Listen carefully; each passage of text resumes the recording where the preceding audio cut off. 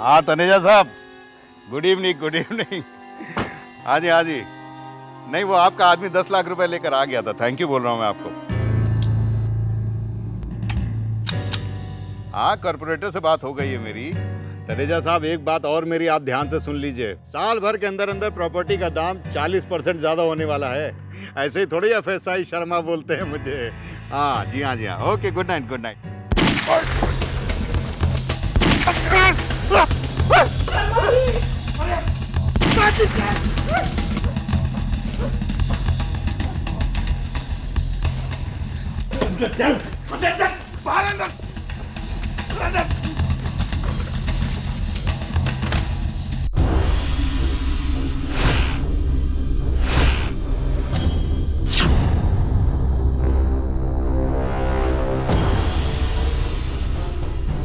शर्मा जी, आपको कोई आइडिया है कि गोलियां किस तरफ से चलाई गई? कहाँ इंस्पेक्टर साहब, डर के मारे मेरी तो हालत खराब थी। मैं तो सपने में भी नहीं सोच सकता कि हमारे साथ ये सब होगा। ये सामने वाला बंगला किसका है? ये बंगला तो एक अरसे से खाली पड़ा हुआ है। मेरी पार्टी का है, ऐसा कुछ है नहीं। आपने किसी को भागते हुए देखा? जी नहीं। क्या आपको एक्सटॉर्शन कॉल मिली थी शर्मा जी? अगर मिली होती तो मैं सबसे पहले आपके पास दौड़ के नहीं आता। किसी को पता था आप 10 लाख कैश लेकर घर लौट रहे हैं? क्या बात कर रहे हैं, मेरे दाहिने हाथ को नहीं पता होता कि मैं बायां हाथ क्या कर रहा था। मैं इसको नहीं बताता कुछ भी। वो तो मैं अपनी पार्टी के यहाँ से 10 लाख रुपए लेकर आ रहा था। कौन सी पार्टी? यहाँ वो तृप्ति बिल्डर्स, वहाँ एक तावड़े साहब है, उनके पास से आ रहा था। खान, जी सर। तावड़े को बुलाओ। Okay sir. आप हमारे क्लाइंट को क्यों परेशान कर रहे हैं? अरे बहुत ऊंचे और टॉप क्लास के लोग हैं। फिर तो उन्हें कोई एतराज नहीं होना चाहिए शर्मा जी, और ये सब हम आपकी भलाई के लिए कर रहे हैं। हाँ लेकिन फिर हमारा प्रोटेक्शन मिलेगा। प्रॉपर्टी डीलर शर्मा मुंबई के थाने इलाके का एक एस्टैब्लिश खिलाड़ी था, जिसकी अंडरवर्ल्ड से ना तो कोई दोस्ती थी और ना ही कोई दुश्मनी। फिर उसकी जान लेने की कोशिश क्यों की गई? पॉइंट ATM बोर की है ना साहब। जैसे ये तुझे नहीं मालूम? हाँ साहब फिलहाल कोई भी कंपनी ये वाली इस्तेमाल नहीं करती। कोई नई गैंग बनने की खबर? नई गैंग कहाँ से बनेगी? आधों को तो आप लोगों ने उड़ा दिया और बाकी जो बचे हैं वो सब कराची और कोलालमपुर में दुम दबाकर बैठे हैं। शर्मा के नाम की सुपारी की कोई खबर? नहीं सर, जहाँ तक अपने को याद है साहब, पिछले 7-8 दिनों में कोई भी फिलहाल शूटर इस एरिया में नहीं आया है।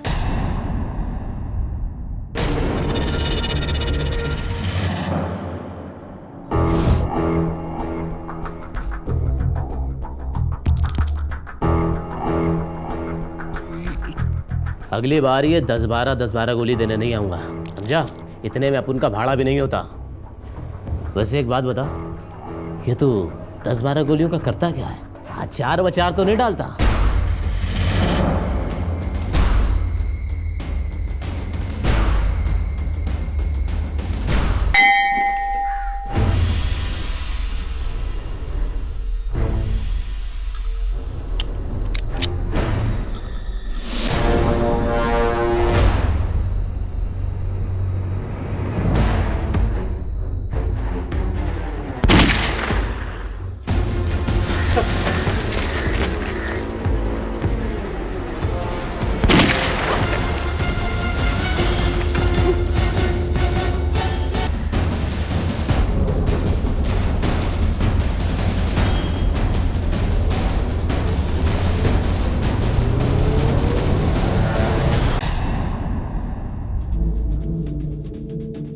कुछ पता चला कौन था वो? सर मैं देखने की कोशिश ही कर रहा था, इतने में कामले अंजड़ हो गया। कामले, तुझे कोई आइडिया है? सर मैं कुछ देख ही नहीं पाया। खान, अपने आदमियों पर वार किया, पूरी मुंबई खोज डाल। बड़ा अजीब आदमी था ये। इसने एक नहीं 2 बार प्रॉपर्टी डीलर पर अटैक किया। क्या ये कोई सिरफिरा था? और शर्मा से इसका रिश्ता क्या था?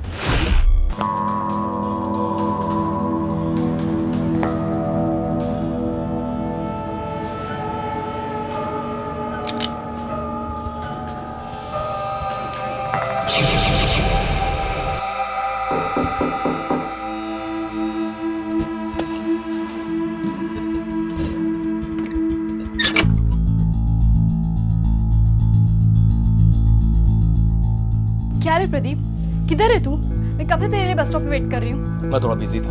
अच्छा, इंटरव्यू कैसा गया? मैं गया ही नहीं। अरे जब नौकरी मेरे लाइन की थी नहीं तो फिर कोई क्यों देगा मुझे नौकरी? अरे देना देना उनका काम है, तू इंटरव्यू पे जाके तो आता। देख ज्योत्सना, तुम टेंशन मत लो, मैं बिल्कुल ठीक ठाक। और जब मुझे नौकरी मिलनी होगी ना तो अपने आप मिल जाएगी। तुम्हारा चिंता करने से कुछ नहीं होने वाला। 3 महीने से तो मिली नहीं, 2 महीने में शादी है हमारी, याद है? आएगा ना हमारी शादी पे, या वो भी इंटरव्यू से 1 दिन पहले कैंसिल कर देगा? हाँ, कैंसिल कर दूंगा। बस खुश। अब जा, जाके कर ले किसी और से शादी, जा। तुझे हुआ क्या है प्रदीप? अरे कुछ नहीं हुआ मुझे, मेरा आज बात करने का मन नहीं है, बस। तुझे मुझसे भी बात नहीं करनी? हाँ, देर से ही बात नहीं। अब जाएगी या यहीं सर पे खड़ी रहेगी मेरे को कुछ नहीं मालूम साहब। बोल, तूने मारा? साहब माँ कसम मेरे को नहीं मालूम साहब, शूटर कौन है साहब? कंपनी का नाम बोल, कंपनी का नाम बोल। साहब, ऐसा कौन सा कंपनी साला जो आप लोगों के ऊपर हाथ डालेगा साहब? पागल कुत्ते ने थोड़े ही काटे साहब। बोल। सच बोल रहा हूँ साहब, वाकई धंधा सर बिल्कुल नहीं चल रहा साहब। 3 महीने में सर एक भी गन नहीं बेचा साहब। इस अज्ञात हमलावर की तलाश में पुलिस ने तकरीबन हर संदिग्ध और असामाजिक व्यक्ति से पूछताछ की, लेकिन फिर भी कोई जानकारी नहीं मिली।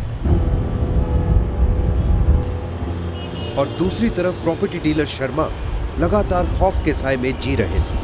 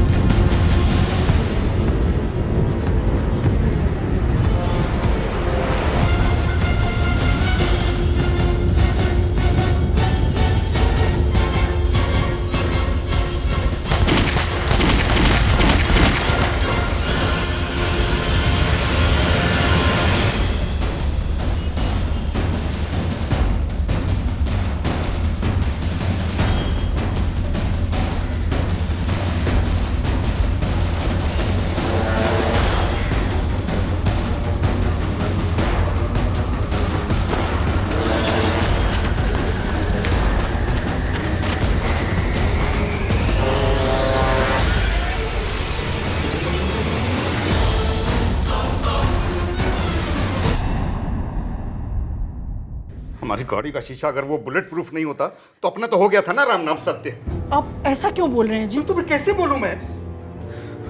अब और नहीं सहा जाता मुझसे। तो कुछ गलती की होती तो समझूं। दिमाग पर जोर डालिए शर्मा जी, आगे पीछे सोचकर देखिए, किसी ना किसी से तो पंगा हुआ ही होगा आपका। बाय गॉड विजय जी, ऐसा कुछ याद नहीं आ रहा है। लेकिन वो आपके बारे में सब कुछ जानता है। आपने नई गाड़ी ली, आपकी गाड़ी कौन से सिग्नल पर रुकी, वो सब कुछ जानता है। इंस्पेक्टर साहब, आप लोग कुछ भी कीजिए लेकिन उस आदमी से हमारी जान बचा दीजिए प्लीज।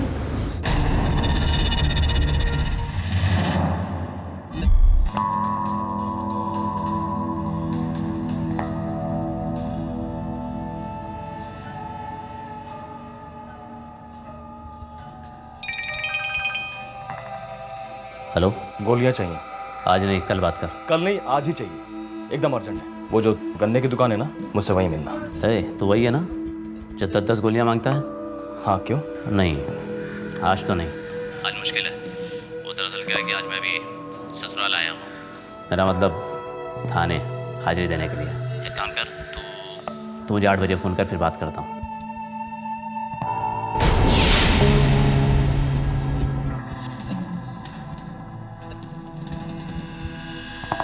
प्रदीप, मैंने श्याम ट्रैवल वालों से बात की है। उनको एक बुकिंग एजेंट की ज़रूरत है, जॉब पक्की है। आज मैंने सारी बात कर रखी है। प्रदीप, मेरे खातिर ये जॉब ले लो। आज शाम 7 बजे श्याम ट्रैवल्स पहुंच जाना, लेट मत करना प्लीज़। ज्योत्सना। पिछले 2 महीनों में किस किस को गोलियां भेजी? हाँ साहब, आजकल तो बस गोलियां आप लोगों की चलती हैं, बाकी गैंग के लोग तो सब ठंडे बैठे हुए हैं। ए उस्मान, काय को ड्रामा करता है? कसम से रे, तेरे को मारना अच्छा नहीं लगता रे? बोल रहे उस्मान, बोलना। अरे साहब, बोलने का क्या है, बड़ी मुश्किल से यही गांव के लोग 1-आध महीने में छोटे छोटे गैंग के हैं जो वही थोड़ा बहुत माल ले जाते हैं। थाने गैंग का तो कोई आदमी नहीं आता। लेकिन हाँ साहब, एक एड़ा है। कौन एड़ा? बड़ा ही अजीब सा है, मुझे तो लगता है मेंटल है कोई।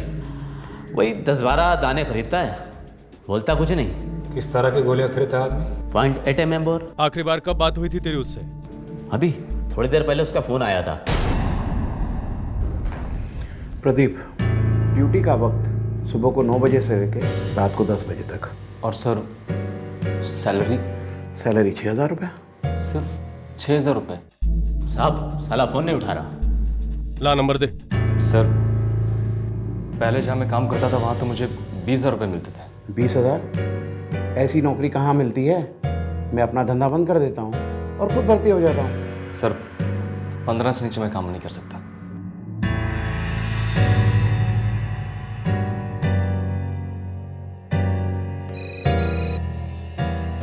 ये तो उसी का नंबर है उस्मान, ले बात कर। हेलो। हाँ उस्मान। अरे कहाँ है तू? मैं तेरे लिए दाने लेकर के आया हूँ। लेकिन इस वक्त मेरे पास उतने पैसे नहीं हैं। अच्छा ये बता, कितने दाने चाहिए तुझे? चाहिए तो 10 ही थे। साला फिर मेरे को एड़ा बनाया तुम? अच्छा चल कोई नहीं, एक काम कर, तू तामीना आगे पे आ जा। पर मैं आधे घंटे में पहुंचूंगा।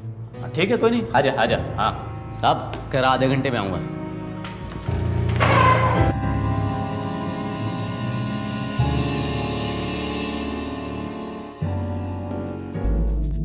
आइए साहब, अब यही वो जगह है जहाँ पर वो हमेशा डिलीवरी के लिए मिलता है। देखो ज्योत्सना, मैंने तुझे यहाँ पर तेरा लेक्चर सुनने के लिए नहीं बुलाया। अरे 6,000 की नौकरी तो मैं कभी जिंदगी में नहीं करने वाला हूँ। 15,000 की होगी तब भी नहीं। मैंने तेरे से 500 रुपये मंगवाए थे, लाइए।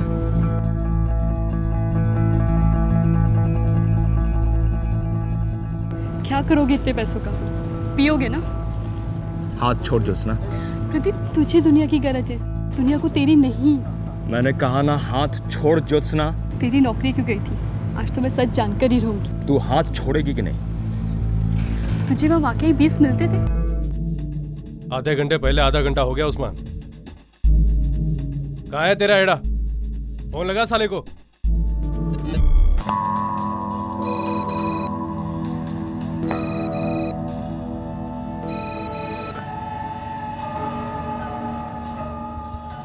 साहब फोन नहीं उठा रहा। खान, ये ट्रेस करो नंबर, प्रीपेड है या पोस्टपेड, क्या है पता लगाओ।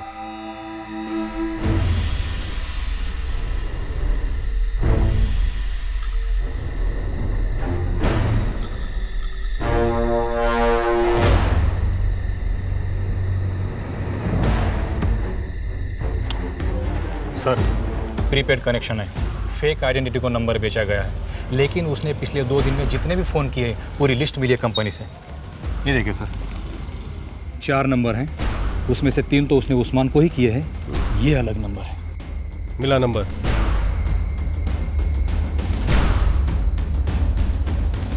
हेलो, कौन बोल रही हैं आप? आपने मुझे फ़ोन किया, आप कौन बोल रहे हैं? नवपाड़ा पुलिस स्टेशन से सीनियर इंस्पेक्टर विजय बोल रहा हूँ। अब बताएंगे कि आप कौन बोल रही हैं? सर, मेरा नाम ज्योत्सना है। 9820835005, ये नंबर किसका है? सर, ये नंबर तो प्रदीप का है। प्रदीप? कौन प्रदीप? मेरे मंगेतर है सर। सर, क्या हुआ प्रदीप को? सर, क्या हुआ प्रदीप को? सच सच बताइए सर। ये प्रदीप कहाँ मिलेगा?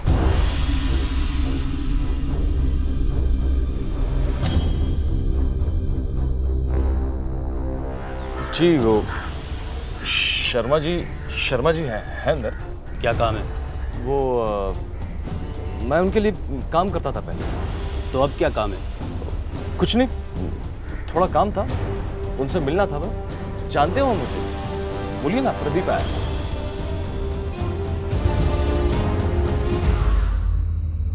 प्लीज मुझे सच सच बताइए। क्या तुम्हें पता है कि प्रदीप कुछ महीनों से बंदूक की गोलियां खरीद रहा था? प्रदीप? कहता आपके लिए काम करता था। हाँ, लेकिन अब क्यों आया है यहाँ? बोल रहा आपसे कुछ काम है। ठीक है, भेज दीजिए अंदर।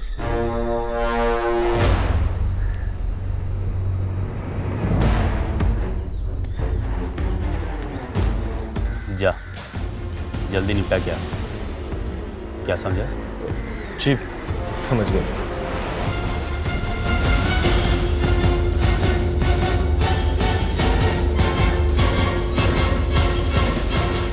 सर, देवा शपथ, मुझे बुलेट के बारे में कुछ नहीं मालूम। सतीश शर्मा नाम के किसी प्रॉपर्टी डीलर को जानता है प्रदीप? सर वो एक प्रॉपर्टी डीलर के लिए काम तो करता था, लेकिन मुझे उसका नाम नहीं मालूम। क्या रे प्रदीप, अब क्या काम है?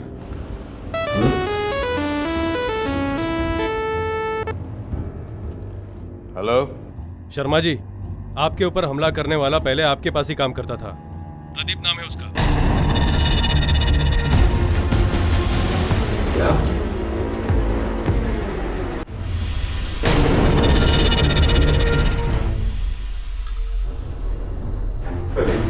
बेटा इसे बंदूक नीचे करो बेटा, ये इसमें से गोली चल जाएगी बेटा। आज एक गलती की थी शर्मा जी, एक गलती के लिए आपने मेरी जिंदगी बर्बाद कर दी। आपको जिंदा रहने का कोई हक नहीं। प्रदीप अपने शिकार के बेहद करीब था। इस बार उसका निशाना चूक जाए, इस बात की गुंजाइश ना के बराबर थी। हालांकि पुलिस हमलावर को पहचान चुकी थी, पर पुलिस के पास शर्मा को उस कातिल से बचाने के लिए बेहद कम समय था। उधर ज्योत्सना अपने प्रेमी के जहन में उठ रहे तूफान से बेखबर थी। कौन सी ऐसी बात थी जो प्रदीप को खाए जा रही थी? प्रदीप से ऐसी क्या गलती हुई थी जिससे उसकी नौकरी चली गई? वो अपने एक्स बॉस पर इतना गुस्सा क्यों था कि वो शर्मा को जान से मार डालना चाहता था?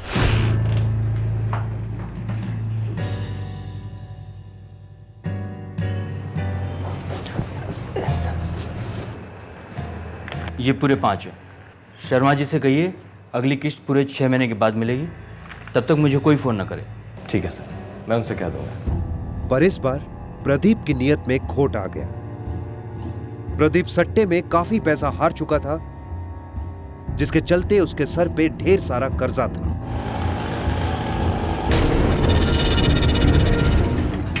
यह पैसा प्रदीप को उसकी मुश्किलों से निजात तो दिलवा सकता था, पर यह पैसा किसी और की अमानत थी। अरे प्रदीप। जी सर। वो मुकेश कंस्ट्रक्शन से पैसे आने थे, आ गए क्या? जी उन्होंने अभी तक दिए नहीं सर, कहा कि अगले हफ्ते दे दूंगा। ड्यू थे ना? हाँ, पर मैंने सोचा कि क्या सोचा? अगले हफ्ते जाकर तो कलेक्ट कर ही लूंगा, और फिर आप बिजी भी थे सर, इसलिए मैंने आपको डिस्टर्ब नहीं किया। मुझे यही बात ज्यादा डिस्टर्ब करती है। मेरा एक भी पैसा लेट होता तो मैं डिस्टर्ब होता हूँ, पता है ना तुझे? इतने साल से तू मेरे साथ काम कर रहा है, तुझे मालूम नहीं है? अब सोमवार को जैसे ही उनका ऑफिस खुले सुबह सुबह चले जाना और पैसे लेकर ही लौटना, समझ गए? ठीक है सर। और आइंदा से ऐसा नहीं होना चाहिए। जाओ यहाँ से। पैसे कहाँ हैं? कौन से पैसे सर? 5 लाख रुपए मुकेश कंस्ट्रक्शन वाले। वो मैंने कहा ना सर अगले। गुम गए तेरे से? नहीं सर। डांस बार में उड़ा दिए? झूठ बोल रहा है तू? कल नहीं आया मैं इस धंधे में, 20 साल से उस धंधे पे। रसिक भाई ने बोला दिया तो मतलब दिया। साला बहुत शाना बनता है। तुझे मालूम है ना कि नंबर 2 का पैसा है, मैं पुलिस में कंप्लेंट नहीं करूंगा। ये बात ध्यान रखना, इस शहर में तेरा जीना मुश्किल कर दूंगा मैं। रोटी के लिए तरसेगा तू, नौकरी के लिए तरसेगा तू, समझ जाए बात। चल बैठ, निकल निकल। ये आदमी ऑफिस के आसपास दिखाई नहीं पड़ना चाहिए। प्रदीप के लिए नौकरी हासिल करना बेहद मुश्किल था। जैसे ही प्रदीप की पिछली नौकरी या काबिलियत की जांच पड़ताल होती, बात बिगड़ जाती। शर्मा ने प्रॉपर्टी का बिजनेस करने वाले तकरीबन हर डीलर को प्रदीप की धोखेबाजी के बारे में बता रखा था। प्रदीप फिर कभी नौकरी हासिल नहीं कर पाया, और ना ही वो ज्योत्सना को यह बता सका कि आखिर उसकी नौकरी क्यों छूटी।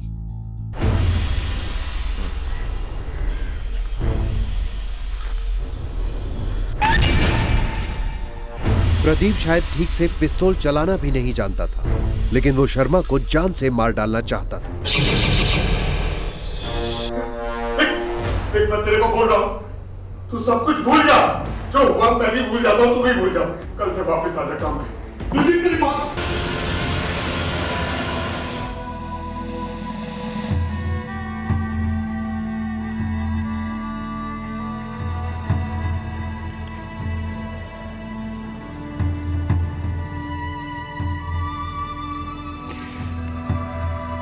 मुझे माफ कर दे ज्योत्सना, मैंने तुझे बताया नहीं, पर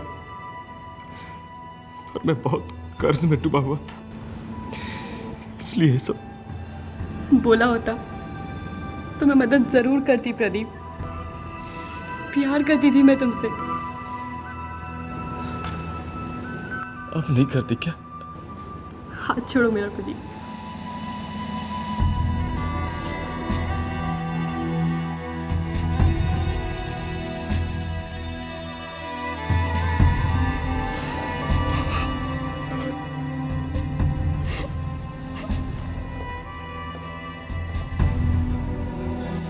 ये दुर्भाग्य की बात है कि ना ही ज्योत्सना और ना ही कोई और प्रदीप के बिगड़ते हुए मानसिक विकार को समझ पाए। और सौभाग्य की बात है कि प्रदीप निशानेबाज नहीं था। कल फिर देखिए क्राइम पेट्रोल एक्शन वीक का एक और हिला देने वाला एपिसोड। आज का एपिसोड आपको कैसा लगा? crimepatrol@setindia.com पर अपना ईमेल हमें जरूर भेजिए।